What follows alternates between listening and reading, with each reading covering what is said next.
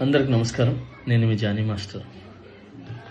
మీడియాలో ఏదైతే స్క్రోల్ అవుతుందో అట్లన్నిటికీ నా తరపు నుంచి ఒకే ఒక సమాధానం. న్యాయస్థానం మీద నాకు నమ్మకం ఉంది. న్యాయస్థానంలో న్యాయం ఉంది.